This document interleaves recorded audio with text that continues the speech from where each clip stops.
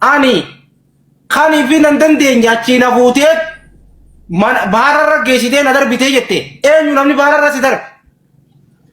Jaalib saa dhageeffadhu duraan dursee ani jechuudha dubbiin guddatte farreetti hin fi'an. Namayyuu jireenya biyyambaa kanatti eenyu jechuudha si qarqara malee abbaan ofummaaf of jiraachisa eenyu sin jiraachisu jechuudha si galee. So jechuudha ani haatoo saatoodha baatos ani ilma namaati. Ani erga biyya Duubaay kana dhufe wallahi billahi namayyuu jechuudha fiidoo basootee hagammadu malee keessa kiyya nama daadha. Maatiin kee rakkata ani rakkadha rakkoo jedhamu ofuma keessa baadadee wanni jabaatti osoo nama tokko hin ga'in micatti bira jirtu nallee hanga dandeettuun na qarqaartee birrii na bira dhaabbattee yaada na bira dhaabbattee mana na bira dhaabbattee isillee hin cinqu jedhee ani lubbuuti wareegamarra of geesse jechuudha si galee fiidoo waraabee ijoollee xinya taara argee namni maatii xiyya xiyyaatteen ayyuutiin wanta godhaa jedhee sababa sanarra mustariyaanii fi ijoolleen xinya taara argee jechuudha. Shukriyaan faan dhufan makiinaan dhufan nama baay'eedha. Kazaa gaafa mana sii dhaqu mana sii dhaqee osoo wanta kan jedheen akkana ani baay'ee ashoon barbaadu Fatiuma bira si wayyaa Fatiyaa bira deebitaa minaan jette. Ishii mustariyaa Fatiyaan osoo irra waan barbaade ta'e osoo dhukkubsachuu miti waan barbaade ta'e Fatiyaan alatti nan gaddu na deebisu. Sigalee kazaan Fatiyaan illeen aartee jirti waan ta'eef silkiin riichaarjii narra dhaame baharumatti gatamee baharatti aduu natti baatee osoo nyaatiin osoo dhugin akka sareetitti shiitii tokkoon bahararra ciisaa jira hanga ammaa jechuudha. Sanumaafiyyuu waan barbaade ta'u ol baasa jettus haa ol baaftu wanni isiin fiddu hin jiru nee bara ani kanuma dubbachuu barbaada isinitti taasisu. Waan isiin ol baaftu taasiin ol baaftu wanni barbaade ana miti haati dhimmaata silaa himattu anaami wanni jiru hin jiru. Eenyu baararra geessee si darbee takkitti tana gaafadhu maalirratti ciisitti jarjarina arafattee namni bahararra si geessee darbe Fatiyaadha moo Dr. Ifnaan? Takkafarratti jechuun Fatiyaa wallaahi billaahi jechuun Jaalibsa ani waan baay'ee zaasuun barbaadu miidiyaa kanarratti adawwii baay'ee qaba eenyuyyuu jechuudha namni dhibbi lama hona laalee dhibbi hona jaalate dhibbi na jibba siigalaa miti micattiin tun jechuudha sababa kiyyaan arabtichi aggaana nuu fudhe baay'ee fudhe jechuudha lubbuun yoo rabbiin baase malee sin baatu siigalaa mi lubbuuti yoo fudhee ture arabtichi na harkee ture arabtichi mana irraa kireeffanne jechuudha baangaltichi erga micattiin tun mana kanatti deebite mana kiyyaan irraa bee jedhee micattiin san jireenya sii dhabdee shurtaa kasalaa qabsiistu sababa kiyyaan alatti baate darsa sii gurratte yoo na mooras ni deebi ammas hin baasa jedhee iddan jireenya micaa tanaa laaquu jedhee mustariyaadha makiinaa fidde ichi na darbite isiidha arabtichi ichi ni jeeqa kahee shiita fi tokko ijaan aduu bahaara sanatti baate hanga ammaa bahaararra ciisee akka godaanaatti jiraachaa jira wanni hin dabarre jiru wanni hundi ni dabara ambiyaa kanarratti dubbachuu sin barbaadu dhageeffadhu an dubbadhee fixadha mustariyaa dammoo dhageeffadhu wallahi billahi ani bareechisee beekan namni akka Fatihaa kunoo nama 3,000 jira 3,700 kanarra sittiin warabbal kaaba keessatti namni akka kana danda'u ne amma bakka kanatti waa dubbadhe shan namni nama tuttuqee intini nama godhu wallahi billahi namni akka Fatihaa naa ga'u jiru namni isin jettu kun yoo isiidhaaf taate amma maal baharraa gooti takkaffa kana lammaffaa usati usmeen aanaa dubbata takaffaarratti gaafa isii fayyaa ifitti qabanii gaafa fuudhanii gara guutan ammoo fuutee fi hotaan irraa fudhatee darbitee ammaan tana asaanii sana michiyyoo tanarraa ni hin dubbatin asin jira kan duran. Okay. Hin dubbatin haadhaa michiyyoo tanarraa waan barbaadde haa taatu akka feete haa taatu.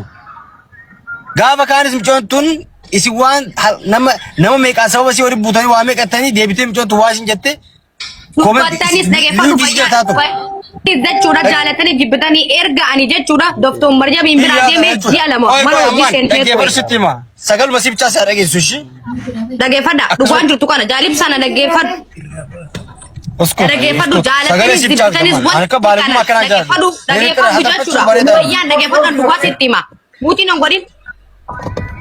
Muusin goone bar bayaanii wanni jeeraa baafna carraa kanneen bayaanii. Jaalibsa. Tiyaadana yaa. Dhageeffadhu bakka kanatti waa sitti hima. Bayyaanillee jechuudha. Dhageeffadhu. Muutii wanti na godhu hin jiru. Bayaanobs jaalibsaa itti deemiti. Dhageeffadhu ashee. Wanni jalaaf bayaanobs. Sagalee michiyyoo tanaa guutuu isin dhageessuudhaa deeman. Ana michiyyoo tanaa guutuu ajandaa isin goosuu yoo wanni isin fiddan takka hin jiru. Dhageeffadhu wanni ati fiddu takka hin jiru. Kan of jiraadha. Arafat tasgabbaa. Kadhattoo obboleettii Ahmadiin maaliif deemteen dalaganii miidiyaa teessee an rakkadhe maal hojjettu dhala akka keetii deemee dalagatu qushaasha wanni ati maqaa halkanii guyyaa maqaan nyaattu maaliif baanagi sibbi. Bayaanobs jaalibsaa sagarmaa min barbaadu. Jaalibsaa salaamu alaikum jaalibsaa fi yamma sagaleen ajandaa bira nu dabarsite hanga ajandaa kana jalaa kaasnetti booda sagalee si as fudhanna waliigalee jaalibsaa.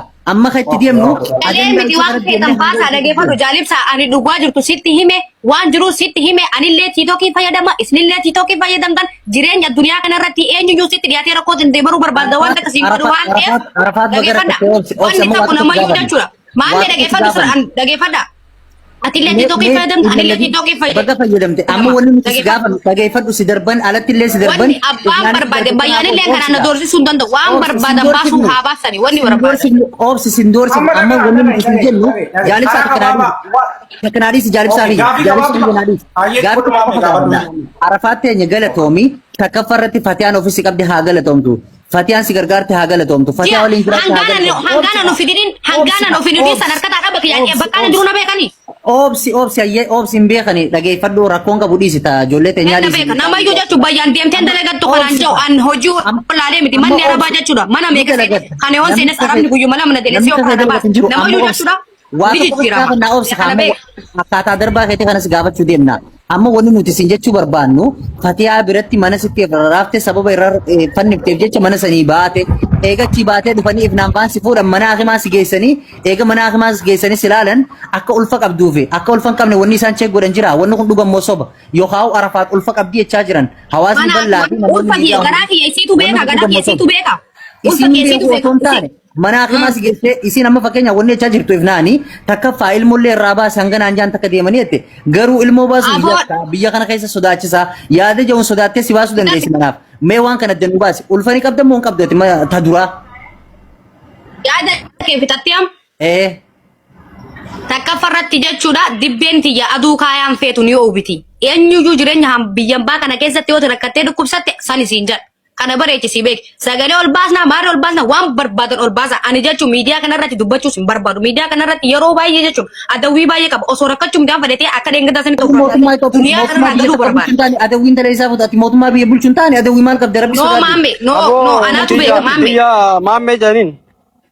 Ila dhaggeessanii masin. Waan kanarraa iyyoo son ta'e wanni qabatamaadhaan miti michoon kun waan barbaadde haa taatu. Okay? Abaa barbaadde biraa isaa dheettu. Ulfooftee dhiiftee abbaatti isitti ulfeessi deemtee barbaaddatti. Wanni hunda qushaasha ajandaa kanaa kan hunda fidanii uummata Oromootiin mataa nyaattanii hin jirre. Okay?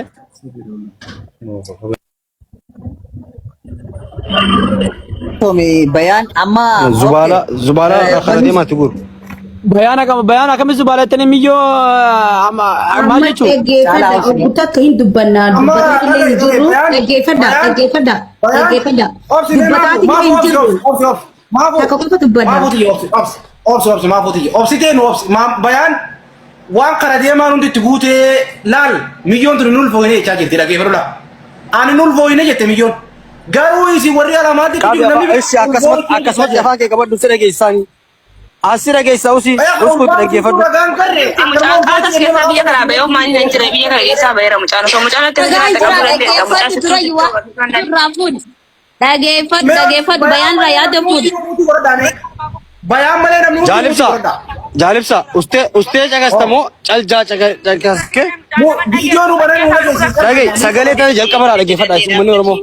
viidiyoo nu baratu bayaan viidiyoo nu baratu. dhaabbattee sagalee namni tokko sababa fayyaan akka walitti bu'uun barbaadu viidiyoo wayii basotee galaafachuu barbaada maaliif amma isii bira jira. Si dhageessaa jira sagalee kana shi. Argeechitti akkana taatee akkas taate jedhanii walitti bu'uun barbaadu. Nama tokko jireenyi yoo irratti bada jireenyi namaa balleessuun barbaadu.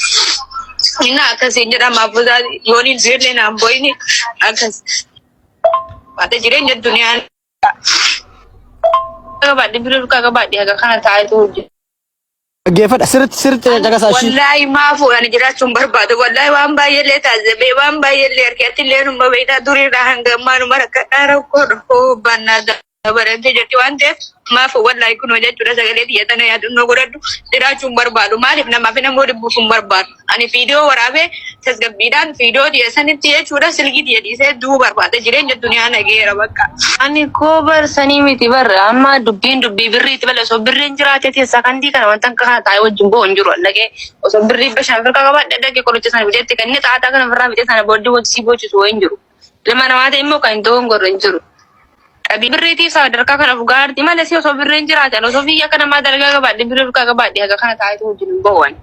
Qoricha deemee fidee fi qoricha bakka fidamu hin xaataa kana maraan keessaa baati. Ridi kan dangarasi. Habibti mucaan qaatas keessa biyya kana bayo man injire biyya kana keessa bayra mucaan so mucaan keessa jiraata qabu dandeessa mucaan sittu agarsiisuu danda'a bilbila taasisu turgoon danda'a as keessa jira noomaali nan jira je waan namni waa gorsee ilma namaa gorsitee feegdee hin danda'amu dubbiin kun akka tasaa ta'eera kana ergatee immoo sabaruudha ishi namni si gargaaramni jedhee mucaan nama dhageessu fajjaa isaa bilkuu akka waan warraa du'etti boosi mana keessa abboon mataa danda'an jiru akka waan warraa du'etti boosi gibbii fayyaa rabbalte maaddinqii namoo ilma namaa ta'e ulfoomne jira. Nama ta'e kan nama wajjin ta'ee ulfaamne jira. Ulfaamne kaas birriin jira na ulfina keessaa baafama. Kadhaleetu guddisaa jira. So kanaaf jechuudha alaa kulli ammas hin fakkeessin bayaan arargee sagaleen tuni sagaleen biyyoo Mucajjiree kol baatee asirraa taanta ishiidhaati. buta qaabsi doktor. Silazii jechuudha waan hin taane asirratti hin dubbatin haadha isii amala isii harkee jira hin fakkeessiti himcattiini ni fakkeessiti. Inshallah abbaan barbaade fuudhee isitti fuudhee fuudhee harki isii hangal hin jiru. Mucaan homaan ta'e ni Mucaa tokko caalaa dure mucaa barbaade poolisii homaan hin qabne deebisi. Maammeen kalee sanatti dawwalee qaamana kiyya tokko bayra dhufee tumame isa. Kana taate ammoo maarra kana fuudha gamana kana keessa rafu jiraan beeku Dubai irraa hin dhufe jechuudha.